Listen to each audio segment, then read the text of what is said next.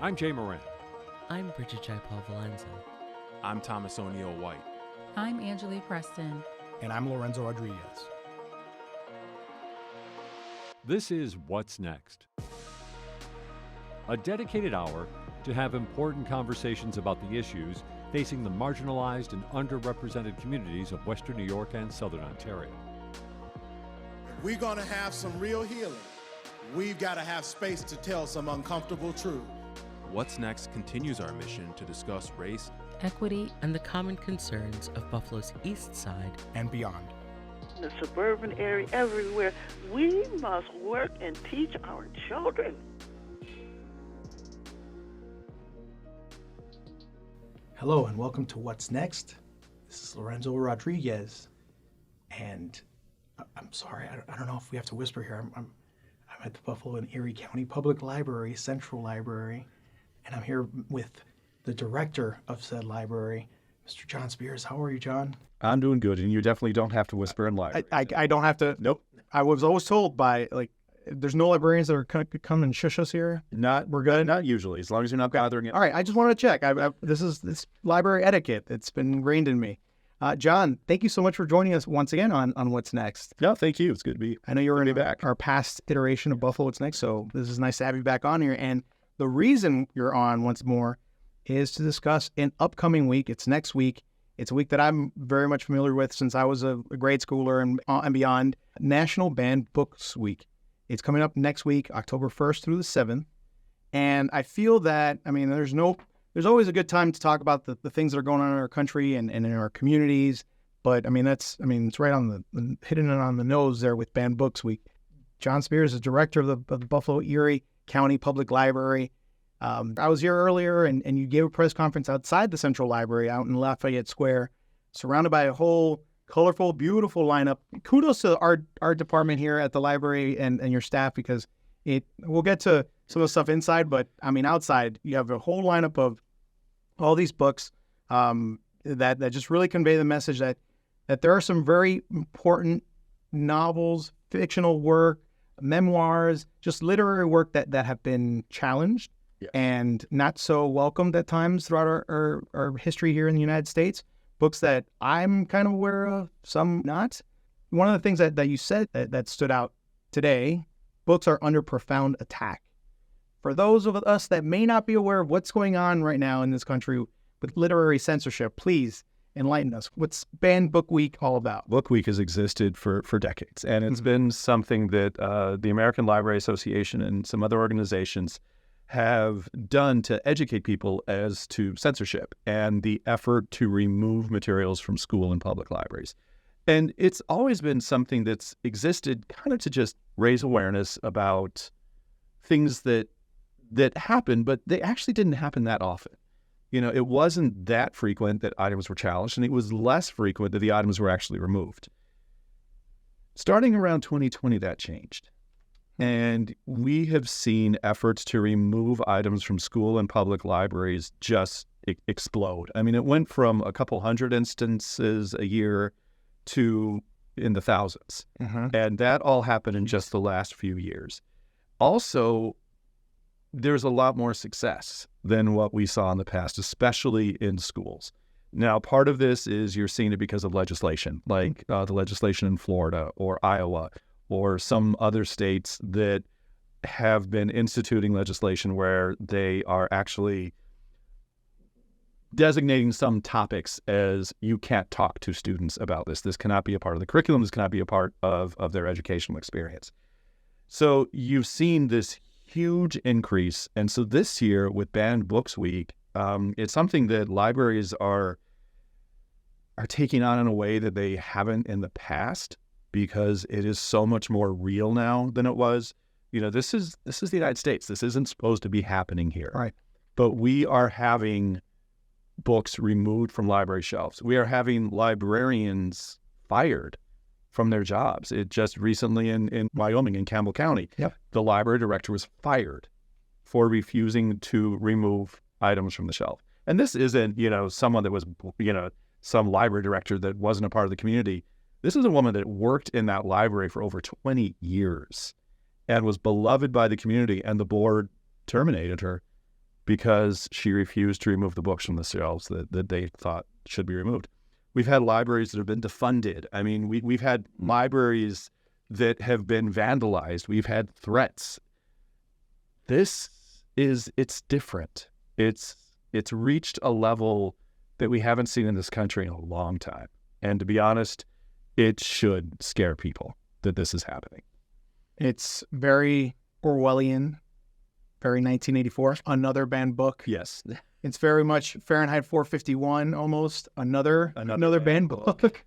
And yet here we are. We're almost living in these dystopian realities. But it's, as you stated, very, very troubling to hear that that these challenges are being successful because of being aided by a certain legislation. In total, we've doubled in the last 2 years the amount of challenges. It went from 729 in 2021 to 1,269 last year, and we're still on our way out. Pace. And before that, it was just in the hundreds, like 200 or 300. Mm-hmm. This is the I believe it's the ALA, the American Libraries Association. Yep. That keeps track of it. Yeah, they have an Office of Intellectual Freedom that's been tracking these statistics for decades, and it kind of held steady for quite some time, and then in 2020, you just saw this like explosion. I wonder why 2020. I should go back and see what the correlation where that one took place. I don't know.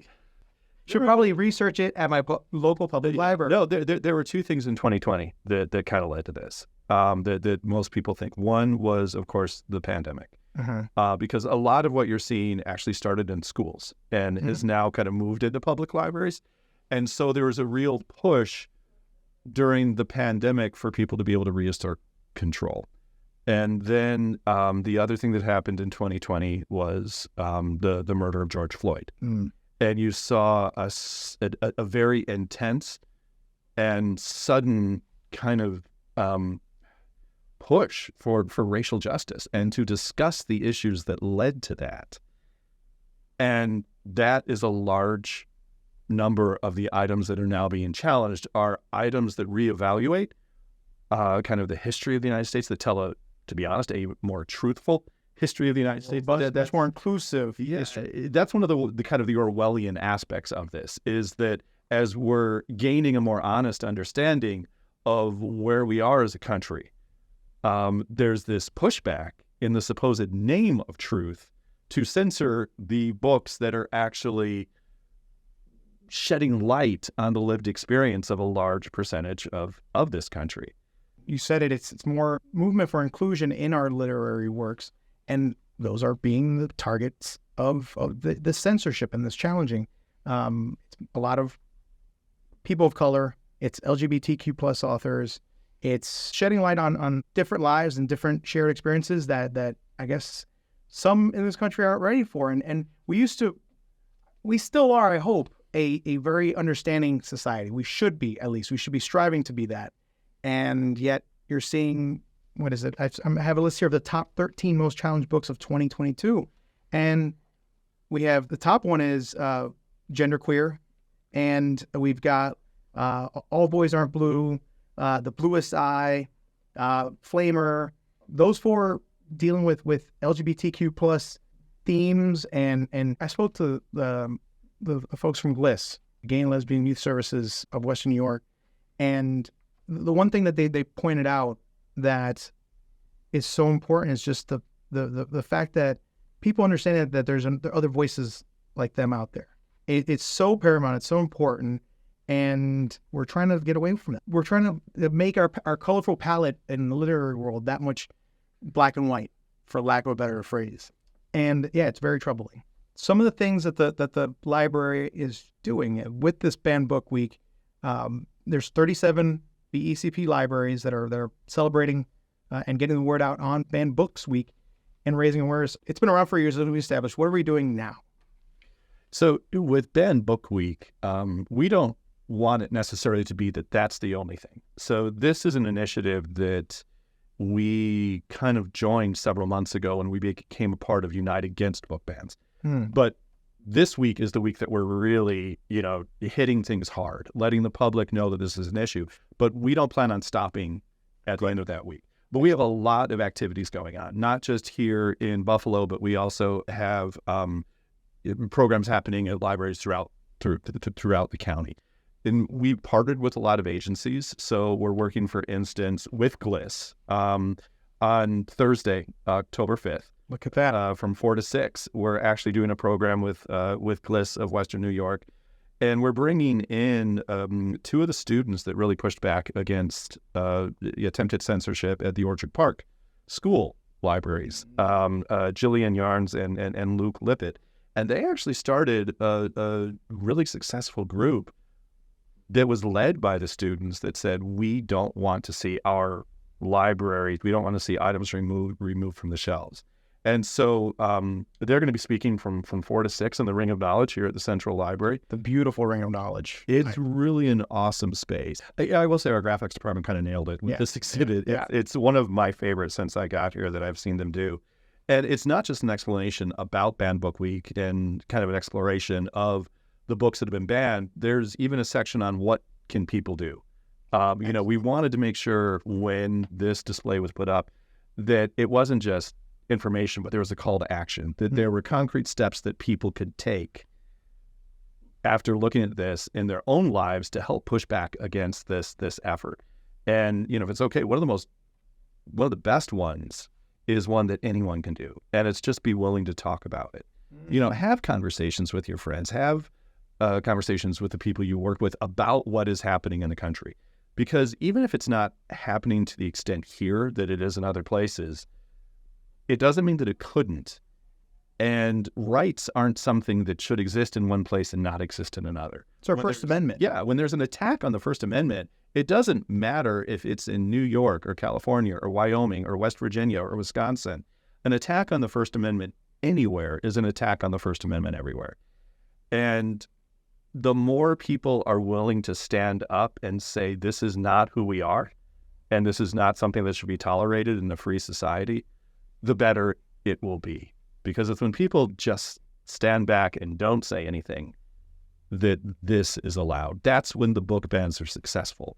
That's when library directors are fired. That's when librarians are threatened. That's when items are removed from school shelves. That's when legislation is passed. It's when people are willing to stand up against it that hopefully we can start pushing that back. It's ironic, right? Because some of these ardent critics that are causing the challenges, the censorship bans, are always beating the drum of lay off my rights. These are my rights. I have the right to do this, the right to do that. I have the right to read whatever I want, thanks to the First Amendment. When you control the media, when you control what people read, what they ingest into their minds, that's a huge form of control, and it's troubling.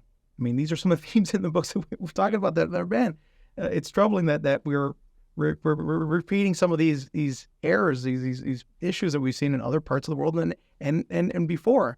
I hope that. I mean, I always think that it's a pendulum, right? And we'll correct and realign ourselves at some point in the near future. But I think you said it correctly. It's having at least a conversation about this that's going on.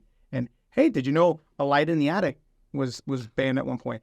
I did not. I came out here and saw it on the wall, and I was like, wait a minute, Shel Silverstein's classic collection of poems, that was a pivotal book for me when I was a kid. And yeah, I mean, Charlotte's Web has been. I had to ask. Yeah. Why was that one? It's because of talking animals. Yes. It's sacrilegious because animals can't speak. They don't have logic, common sense. And I'm like, really? That's what. And you all have. But once I'm going to now do some pub for the library. You have the first manuscript, the handwritten manuscript of Huckleberry Finn. We do. Wow, another noteworthy challenge book. Yeah. By Mark Twain. He lived here for some time of his life. He was, I think, the editor of the Courier. The Courier. Yep. Yes.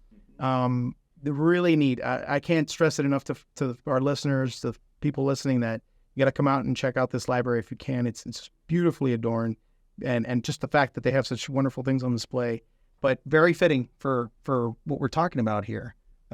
People think of great American novelists and writers, Mark Twain's one of them. We almost didn't get one of his most important works because some people they weren't comfortable. They felt icky about its contents. Yeah, that happens a lot. And I think that brings up, a lot of people try to spin censorship along political lines. And the reality is actually that censorship can come from any side. It can come from the left, it can come from the right. Mm-hmm. And it's wrong no matter which direction it comes from. Ideas, very often when people try to censor materials, they do it because they consider the ideas dangerous. And guess what?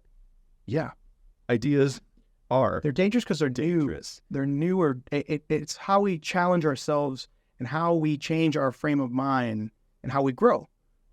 We grow in many ways, but intellectually we grow by hearing differing opinions, differing thoughts, and changing our minds to at least understand it. But it can also help us understand the past, too. I mean, a lot of classic works are seen as dangerous because of the way they talk about the past.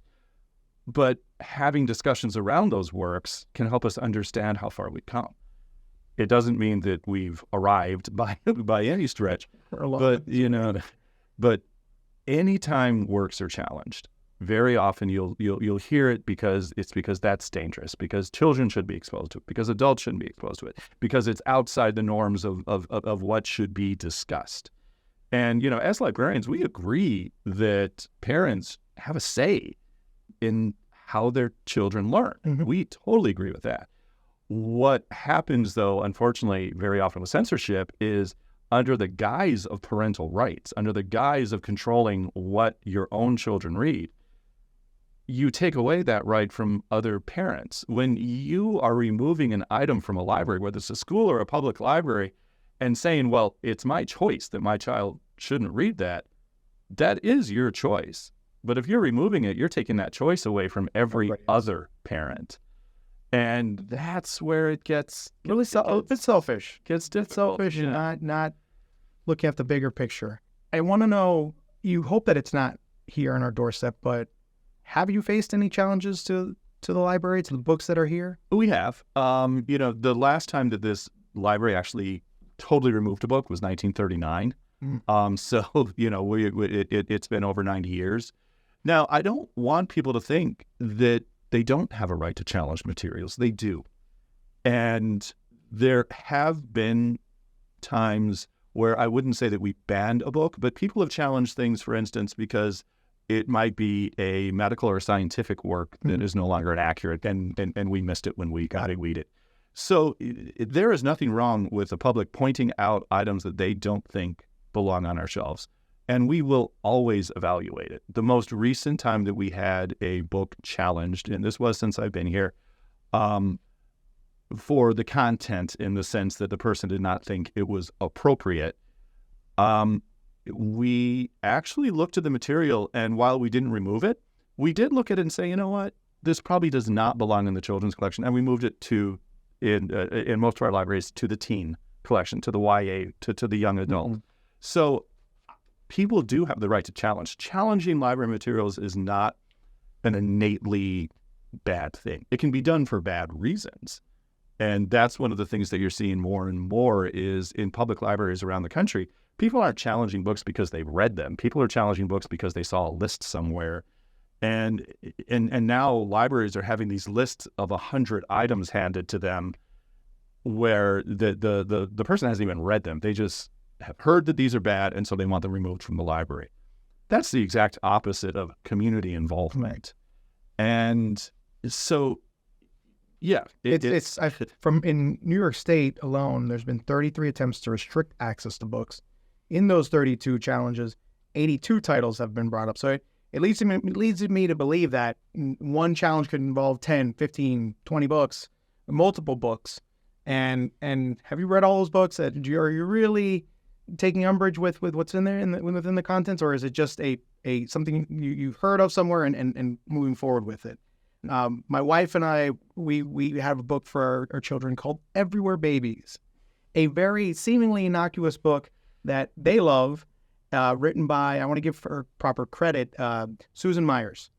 And when I found out that it was being targeted in, you guessed it, Florida, a county in Florida, my prior home state. I have to say sometimes begrudgingly that I'm from Florida, but in the county down there, they challenged the book. I was like, what? I've read this. My 3-year-old could recite it. What's questionable here? And it's the imagery. And it's little things that really, it's as we mentioned earlier, representation. It's little things that we're harping on that it's a book with such a beautiful message of just babies everywhere being loved and cared for. We're seeing it now. The tentacles of this are wide spanning. Yes. And when that happened, I'm not going to lie, I was troubling to know that we're going after things as seemingly innocent as everywhere babies. Yeah, it's happening. There's a lot of memoirs that Mm-hmm. are being challenged. One of the ones you mentioned was genderqueer, and there's no question that genderqueer deals with some extremely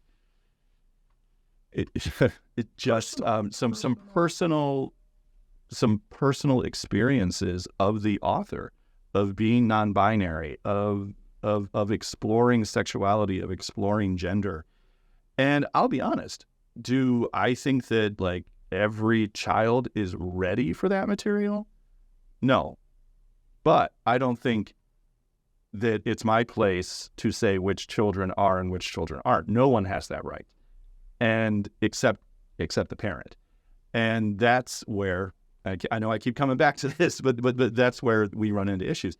But you do see a lot of the memoirs. It's interesting that so many of the titles that have been challenged are memoirs, are nonfiction, are explanations of people's lived experiences. A lot of graphic novels. A huge number of graphic novels. I mean, even which resonates with young adults. Yeah. Which is a pivotal time in formative years of lives. But you see that, like, one of the ones that's made a lot of news lately, there's two that I think really awakened people to what's happening with the graphic novels. One was Mouse. Yes. Which was, which has been an allegory for the Holocaust. Yeah, an allegory about the Holocaust. And then another one is actually the graphic novel of The Diary of Anne Frank. That one was surprising to me. I saw it also on the outside, and I hadn't found it in my research. I was like, really, we're coming after the memoirs of this poor girl. Well, Anne Frank was a girl who was going through puberty and was exploring different aspects of her own sexuality, and that is actually in her diaries. And so in the graphic novel, that is explored. And it was the reality of this person's life. It's the reality of, when you get down to it, many people's lives. You don't have to be gay. You don't have to be straight. You don't have to be Jewish. You don't have to be Christian. You don't have to be black. You don't have to be white. Everyone has their own unique experiences, but yet there's going to be aspects of those experiences that are going to resonate with someone else, whether it is someone that shares a race or shares a gender or shares a gender identity or a sexuality. And that makes some people uncomfortable. And though that very often is why these items are being banned, is because it makes someone uncomfortable. But when we are removing these items from shelves, what we're essentially telling people is that their lived experience is not important. It's not as important. It's not worth being discussed. Or what's even more scary, that their lived experience is dangerous. Yes. Being exposed to someone else's lived experience through reading, guess what? It's not going to make your child gay. It's not going to make your child question their gender. That's not how this works. It's an issue that I hope we can get to a better place. It's really been troublesome to see just where we've gone and the slippery slope that we're on. But I mean, like we said before, we've kind of been through this a little bit, not as to this high of degree. The numbers are pretty staggering, but we've had banned books throughout history. Some popular ones that I'm sure everyone's heard of: Frankenstein. I mentioned the aforementioned Light in the Attic by Shel Silverstein, a collection of poems. Charlotte's Web, 1984. My favorite, The Catcher in the Rye by J.D. Salinger. Mouse, which is, an important book. I read that in high school, and I was just, it's an allegory for the Holocaust using mice and cats, but it boils down this huge complex event in our human experience, and we're trying to ban that, and The Color Purple by Alice Walker. So I ask you, John, your favorite or standout banned book is? And I think it's because there's so much irony in it. Mine is 1984. It was such kind of a prescient book, even if it wasn't right about, 1984. But it was definitely right about... He was talking about 2024. Yes. He was a few decades off. A few years, yeah, just 40 years. Although it did lead to a really good Apple commercial, if I've ever seen it. Yes, I know that one. Just how things are explored in that book touches on so many aspects of censorship, because it doesn't just talk about the censorship where something's removed. It talks about the censorship where something's altered as well. And that is also a form of censorship, where the truth might be presented, but with a twist. Or where, an article is, very often there, newspeak, it's changed and just something will suddenly be eliminated and no longer exist. That's what we're seeing, because that really explores, in my mind, that censorship is used to control. A lot of times we talk about it in terms of a person losing their own freedoms to read or to be exposed to an idea. But I think you need to also take it up a level from that as to what is the reason that people are trying to keep people from having exposure to that idea. And to be honest, very often it's because they don't like reality. Because these ideas that are being suppressed, these ideas that are being censored are a reflection of truth. And when you're removing those, you're removing an aspect of truth from people's existence. And so 1984. That's definitely great selection. Great, and very apropos. All right, so we're wrapping up here our interview with John Spears of the Buffalo and Erie County Public Library.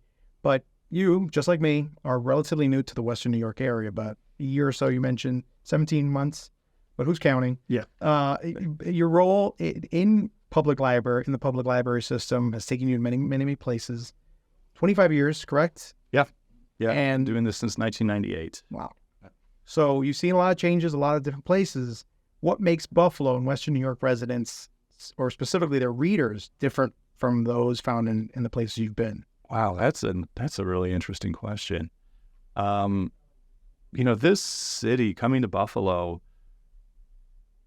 when I came, it was, I heard City of Good Neighbors and all of that. I heard about the food. I heard about the Bills fans, and all of that I've seen is really true. This city, there's no question that it has issues that it needs to deal with, like any other Rust Belt city.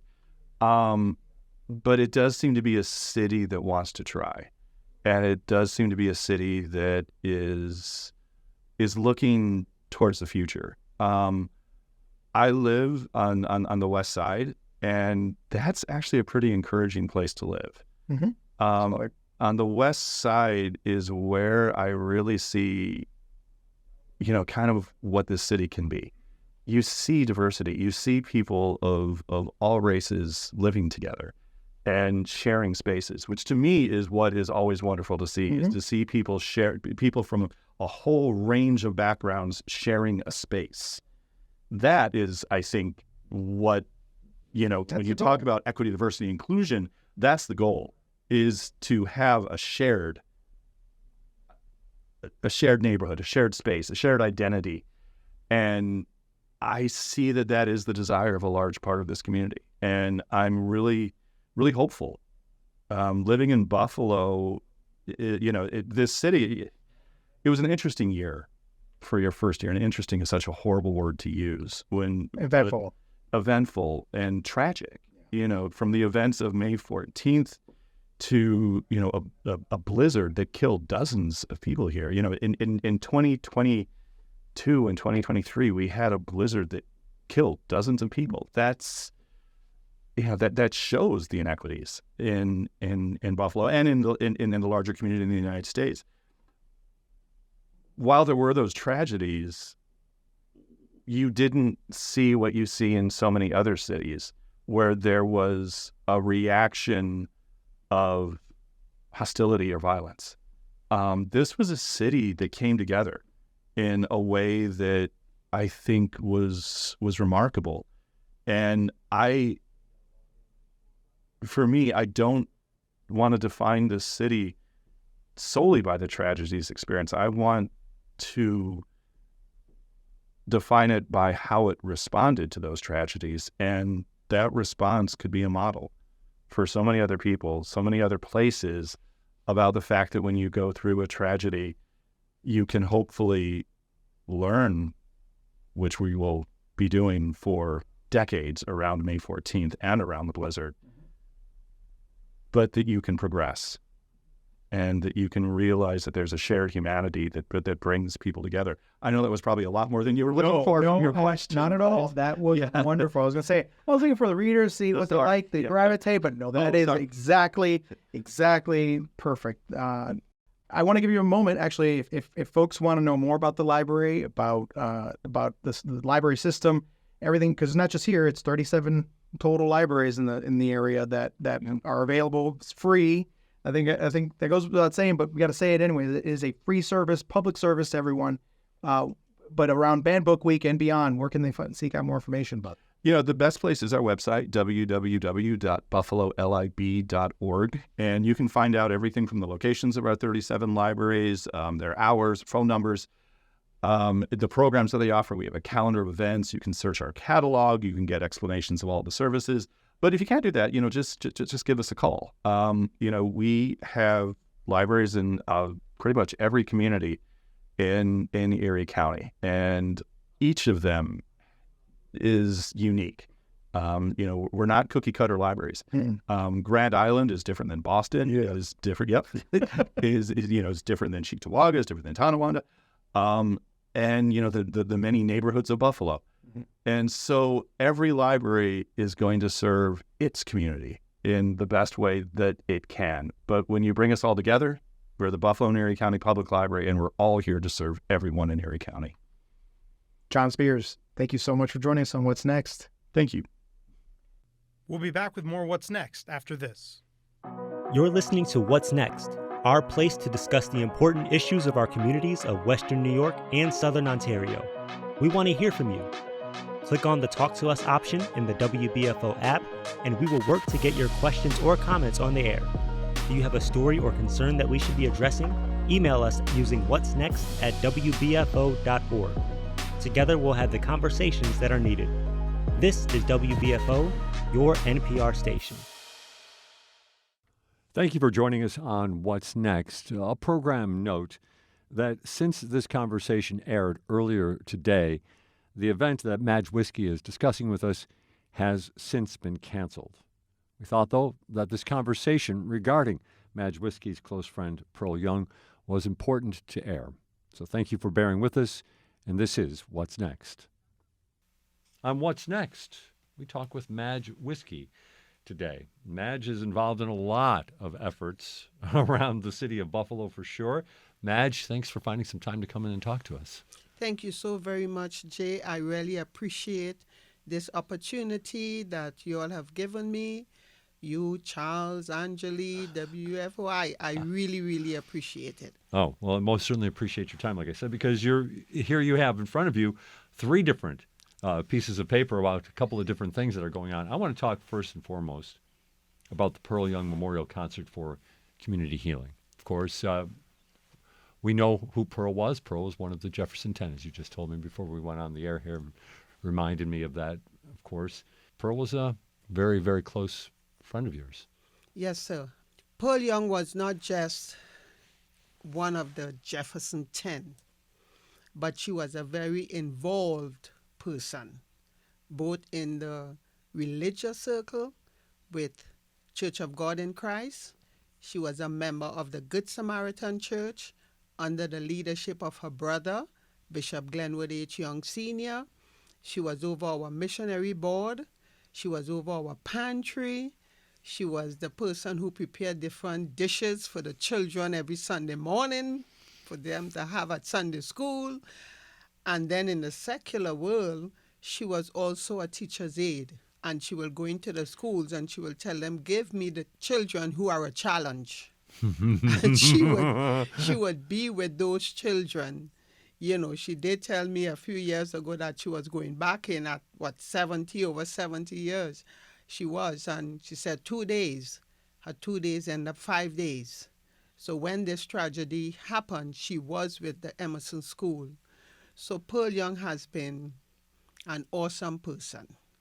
And so we just don't like to say the Jefferson 10 because sometimes it sounds so detached. Sure. But these are individuals who have impacted so many lives, their family lives, their secular lives, and Pearl was truly one of them.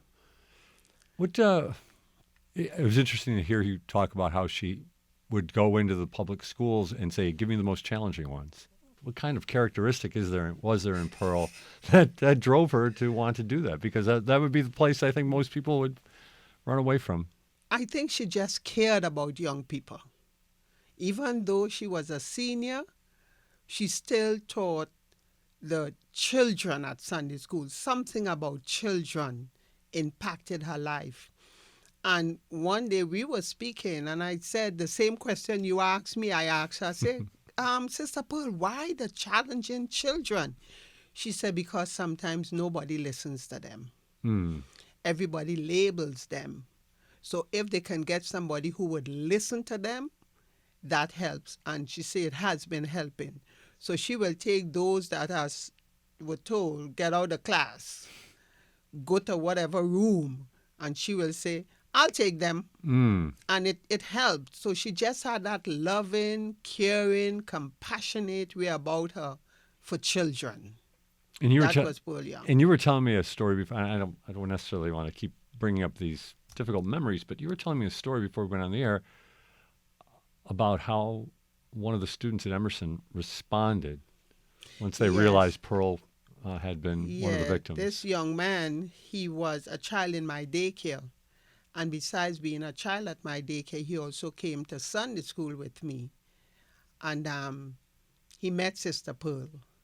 So the day after the tragedy, he walked into the school and he saw her picture up on the wall at the school.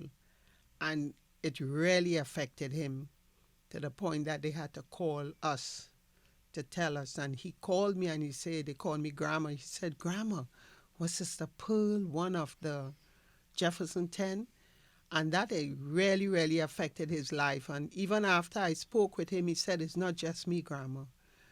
It's like all the kids in the school have been affected by Sister Pearl, as they call her, Auntie Pearl, because when they get to know she was one of the Jefferson 10. It's nice that you and others have decided to put together this concert. Let's get into the specifics of it a little bit about what we can expect. It's a Kleinhans musical, is that right? Yes, the concert is going to be a Kleinhans musical. One of the endeavors is that to keep the memory of Pearl Young alive. She was into food, into cooking, into pantry, into giving out food stuff. So we are endeavoring to build what is called a Pearl Young food pantry. And so every fundraiser that we do, we are using that money towards erecting that pantry in Pearl Young's name. The foundation has already been set up, Pearl Young Food Pantry Incorporated. There is a bank account at Key Bank. Oh, good. All right, yes, good. there is. So anyone could go to any Key Bank and deposit money into the Pearl Young Food Pantry Incorporated. So the account has been set up at Key Bank. And on the 29th of September, we are going to have a gospel concert in memory of Pearl Young and also to raise funds towards building the food pantry.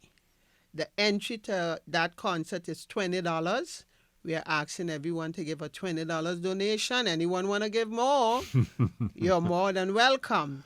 We are going to be having Henry Starr Muhammad.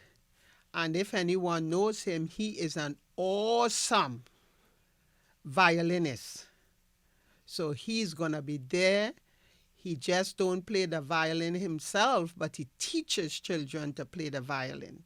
And he's awesome. And we're also going to have Camira Lattimore, one of Buffalo's best singers. She's going to be there, and we are going to have others who are going to come and participate. The group from the church that Sister Pearl was a member of, the Good Samaritan Church of God in Christ, that praise team is going to be there also. One of her nieces, we are hoping she's going to be there, Michelle Frison. So it's a lot of people we are expecting that evening at Klein Hans Music Hall. Do you have any expectations for the night? I mean, I'm sure you're going to have a good crowd, but maybe the emotion that might be around that particular night, I mean, do you think it's going to be an uplifting moment, or could it maybe be something that is a little more reflective than that? I think it's going to be a combination of both. I think coming in there and knowing that this is in memory of Pearl Young and to keep her name alive and reflecting on how she passed, it's going to be emotional for some. But what we are attempting to do is to show that vibrant side of Pearl Young. For the listeners who are of the Pentecostal movement and know how Pentecostals become emotional in church and they do the shout as they call it, that was Pearl Young. The week before the tragedy, we had one of our meetings at our church. She had her particular seat that she sits on. She comes in, she sits on the left-hand side at the end. The week of that service, she went over on the right-hand side. And they said every night of that service, Sister Pearl was up in the church and she was just dancing and dancing. And everybody's like, okay, she's on the opposite side and she just keeps dancing. And then the Saturday morning of the tragedy, she went to a prayer breakfast. And imagine you're in a prayer breakfast where you're eating and praying, and Sister Pearl was up in the prayer breakfast dancing. And then as she left the prayer breakfast and went to Tops, that's when this happened. So the week leading up to the tragedy and even the morning of the tragedy, those who saw her saw the Pearl, that vibrant, jubilant, this person who she was just excited about everything. So at least her last days were seen as Pearl Young, the dancer. Madge Whiskey, could you relate the story of how you met Pearl Young, if you don't mind? It's quite a story. Okay, I came to Buffalo a little over 30 years ago from Trinidad. And I came off the train at the corner of Main and Humboldt. So I was walking towards Kensington, and I saw this lady standing on the viaduct with a sign in her hand that said, "Stop." So I stopped because I figured it had to be something to do with religion. So when I stopped, I said, "What was your stop sign?" And she goes, "Just what you did. You stopped and you asked me." And then I said, "Okay."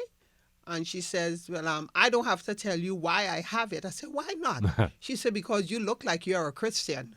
I said, "Well, yes, I am." So then she said, "Well, when people stop and ask me why I'm here with a stop sign, I'll just say to them, 'Stop, you need Jesus.'" And that's all she was doing.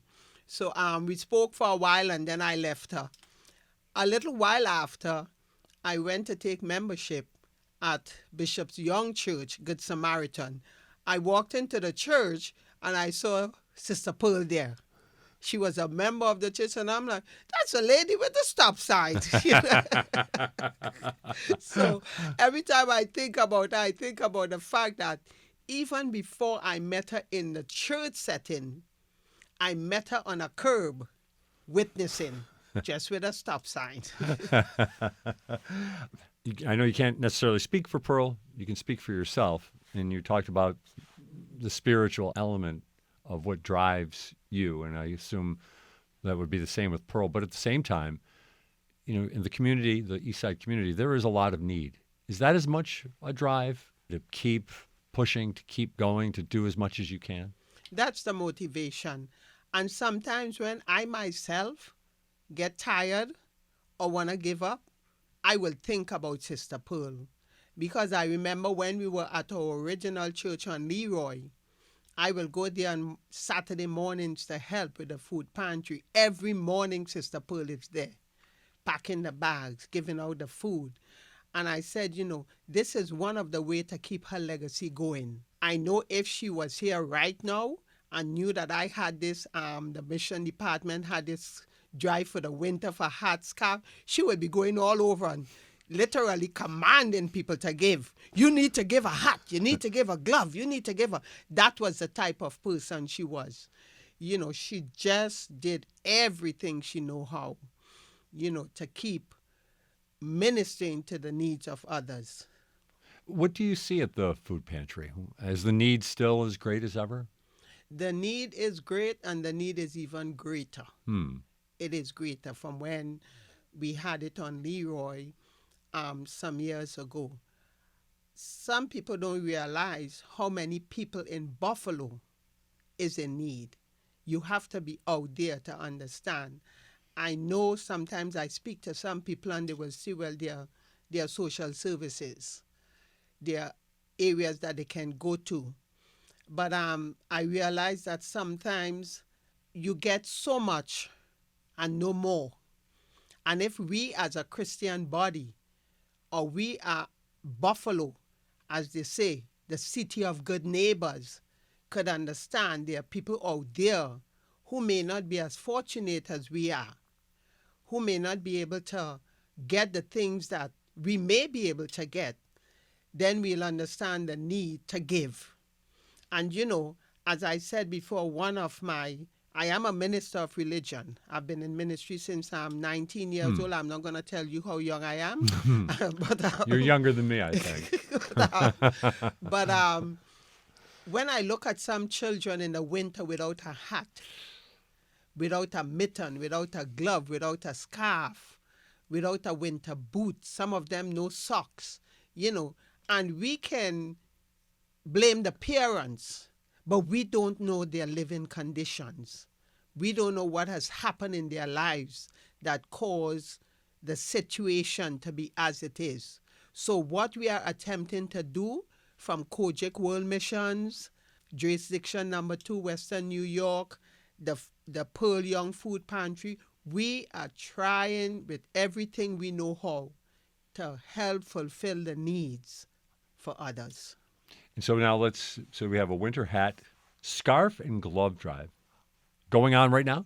It is going on right now. People has already started to give. Okay, good. And I am, should I use the word begging?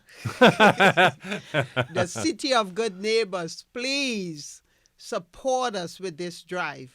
We are going to be making our first distribution on the 3rd Tuesday of October at the Women's Shelter on North. Okay. So we'll be taking boxes there for them, for the children, so that they can be suited up for the cold weather that is coming in. And even after we distribute, we are going to keep the drive going through the winter.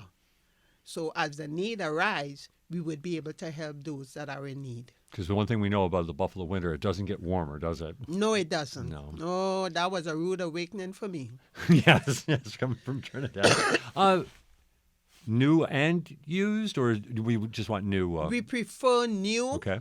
Because we don't want people bringing used that they have sentimental attachments to, and it have been overworn. Right. So we prefer new. If you have used that is like new, we are willing to accept it. Is our drop-off spots or just one place? We did have some phone numbers on our flyer. Okay. That they can call these people if they want anyone to pick up. Also, I gave the address. We are on Berkshire, 437 Berkshire. And then just recently, we have put 2 boxes at the Good Samaritan Church of God in Christ, 261 Cleveland Drive. Okay, right. In Cheektowaga. And anyone can drop off there on a Sunday between the hours of 11 a.m. and 1 p.m. So that's a drop-off point. Sundays, you can come there. There are 2 boxes, one at the front door, one at the side door, and you can drop off at Good Samaritan on Cleveland Drive. And you already started it. Any people stepping forward yet and helping out? Yes. Really? Yes. People are calling. People are giving. On Saturday, I got a lot of scarves. So people are already fulfilling the need. It's interesting to hear how you talk about you see children without hats, and I think I remember when I was a kid, I didn't want to wear a hat, and I not like that anymore. But like you said, no socks sometimes. Is it that startling to see? Is it that rare to see, or do you see that with some frequency? I see it with frequency, and it is sad. At times when I see it, it hurts me. And I'm not saying this in a bad way. I'm from the tropics. I'm from Trinidad, a tropical climate. And I came into Buffalo, and I got some rude awakening as far as the winter is concerned. Right. And when I understood how brutal some of our winters can be, and seeing children standing by a street corner, waiting for a bus, and their fingers are going numb because they don't have not even a little mitten, it grieves me. So this drive that we have started is not just going to be for 2023. We are going to keep this drive going for as long as I'm alive, and hope somebody will pick up the mantle after me. But this is a need. This is not just an emotional expression. Oh, let's do something get some hats and scarves. No, this is a need in Buffalo. And you said you're going to start with the distribution at the women's shelter on North. Yes. Will you be going to other places to distribute these as well, or is that going to be kind of like the center for all this activity? That is going to be one of the distribution points. Okay. One of the other places that we are attempting to distribute among is the refugees among us.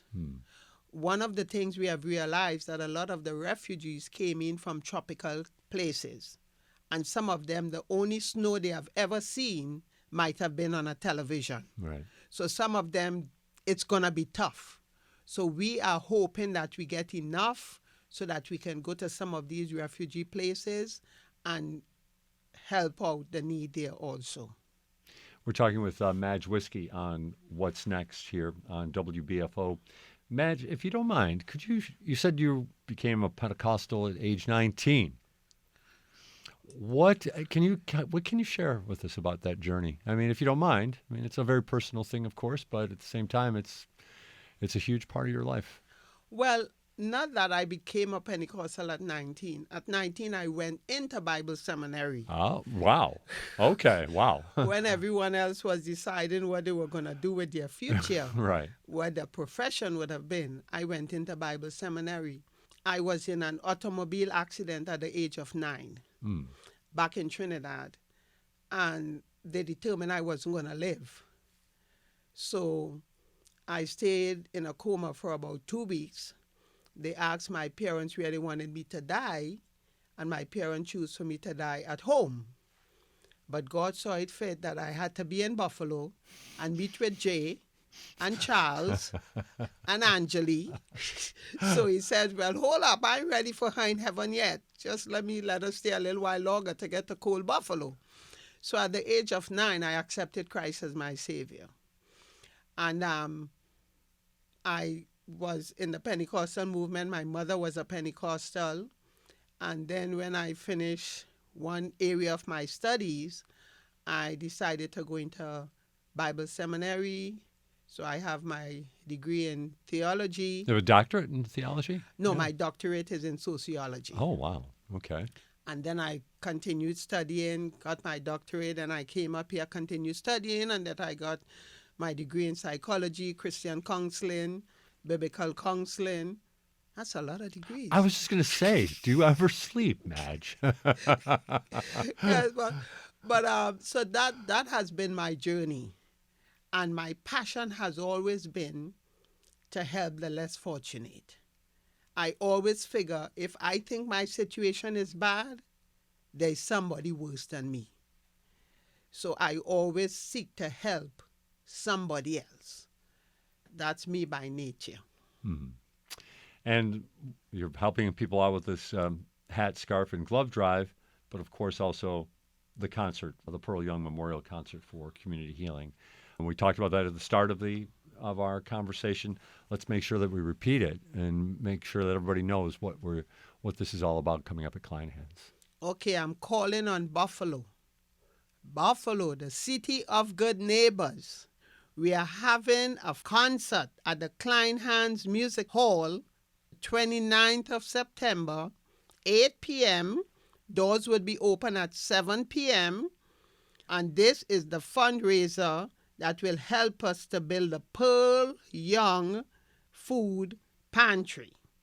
There are going to be a lot of people there who are going to be ministering in song. As I said before, Henry Muhammad, Camila Lattimore, and others are going to be there. We are asking Buffalo, please, to support this. This is to keep the dream, the vision, the memory of Pearl Young alive. And not just Pearl Young, but every one of those who have been affected. It is sad to say that with the Jefferson 10, 3 of those people were connected with the Church of God in Christ. Oh. So it's not just Pearl Young. On Sunday evening, I ministered. I had to speak at the State Tabernacle. I stood in for a friend. And State Tabernacle, the gentleman... Mr. McNeil, is that it? Or Morrison, Marcus Morrison? Peterson. Patterson. Hayward Patterson. Hayward Patterson. Okay. He's from State Tabernacle. And then the Salter. Oh, Aaron Salter. Or Aaron Salter is an in-law of a member from our church. So 3 people with connections from Church of God in Christ has been affected by this. So my heart goes out to every one of their family. I pray for them. You know, I cannot understand their pain. I can understand my pain because I've lost a friend. I've lost a sister. I've lost a prominent member in our church. You know, as I said, I've lost the dancer, the shouter, that vibrant person, you know. So what we are attempting to do, it's not an event for people to come to be sad and sorrowful. Right. We are hoping people will come with the spirit of Sister Pearl and be jubilant, excited, sing, join in. Again, I'm repeating it. The 29th of September at Kleinhans. Madge Whiskey, I so appreciate you coming in and talking with us today. Thank you, Jay. I really appreciate it. I thank you all for giving me this opportunity where we can speak on a topic that has affected not just Buffalo, but the world, the entire world. And we are going to heal together, continue to heal together. Thank you so very much, Jay. Thank you for your kind thoughts and ambitions, Madge Whiskey. This is What's Next on WBFO.